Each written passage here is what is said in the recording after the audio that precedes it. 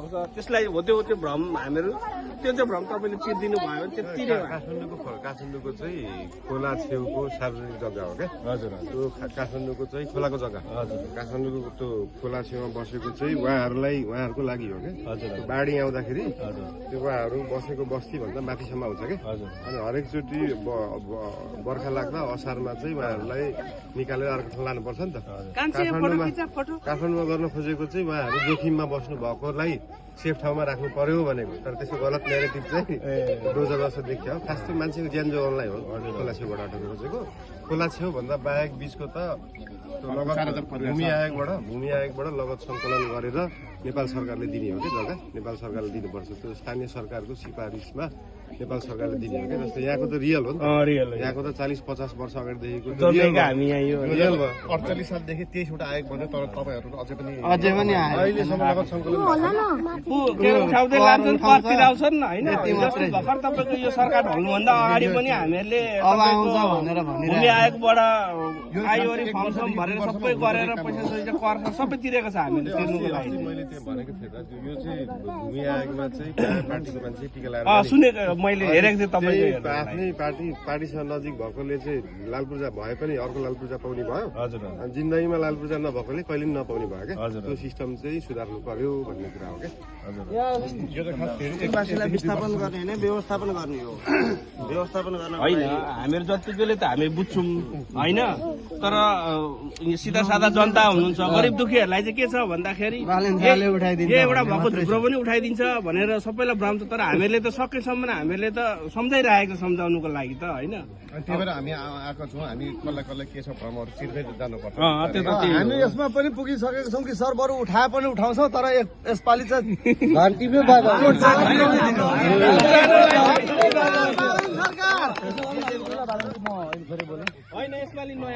कमल 5 भनेको लगभग क्षेत्र नम्बर 5 भनेको पहिलादेखि नै एमालेको गढ हो अब यसमा के छ अब हाम्रो घन्टीले या स्वतन्त्रले या बालेनजीको आफ्नो व्यक्तिगत के छ हाम्रो तपाईँको एजेन्डाहरू के छन् त्यो पनि हामीले अलिकति बुझ्न पाए राम्रो हुन्थ्यो तपाईँको लगभग यहाँ एमालेको गढ हामीले छिर्दैछौँ किनभने युवालाई हामीले देश सुम्पिनु पर्ने छ त्यही भएर हामी युवाहरू लागिरहेका छौँ अब हामीले अस्ति पनि दाइसँग कुरा भयो मेरो बालेनजी कहिले आउने अब चुनाव आइसक्यो लगभग आइसक्यो नि त उहाँका एजेन्डाहरू के छन् या त बालेनजीको एजेन्डा मात्रै हेरेको स्वतन्त्र पार्टीको एजेन्डा के छ त भोलि त देशलाई 2/3 बहुमत दिएर बालेनजीलाई प्रधानमन्त्री बनाउने स्वतन्त्र पार्टीको धारणा हाम्रो पनि धारणा हिजो जेएनजी आन्दोलन हुँदाखेरि यत्रा बच्चाहरू मरे के को लागि भन्दा परिवर्तनको लागि तर परिवर्तन भएन देशले परिवर्तन पाएन अब बालेनजीको योजना चाहिँ के छ त या स्वतन्त्र पार्टीको एजेन्डा के छ त हामीले पनि बुझौँ न तपाईँ हामीले त बुझौँला एउटा कुरो व्यक्तिगत भेटेर बुझ्ने भन्दा पनि सबैले बुझ्ने हिसाबले चाहिँ त्यो हाम्रो एजेन्डा के छ भन्ने कुरा चाहिँ बुझौँ न भन्ने एजेन्डा मेनिफेस्टो तयार पार्दैछौँ हरेकको छुट्टा छुट्टै हुन्छ नि त तपाईँले बुझ्न खोजेको स्वास्थ्यको होला शिक्षाको होला पूर्वाधारको होला सबैलाई सबै चिजको हुँदैन नि त व्यापार गर्नेलाई व्यापारको होला किसानलाई खेतको होला हामीलाई कृषिमा के हुन्छ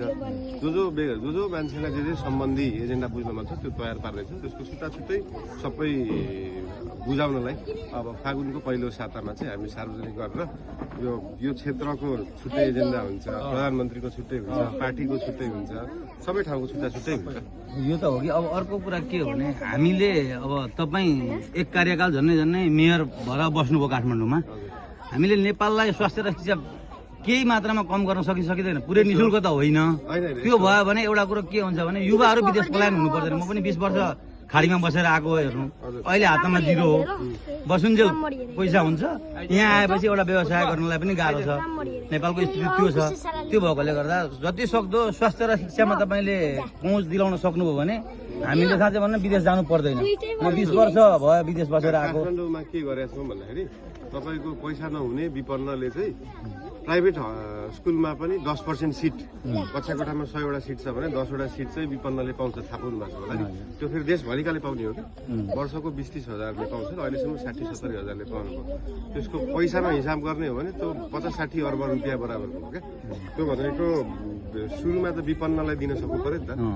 100% फ्री त हाम्रो संविधानमा लेख्नु त लेख्यो बजेट छैन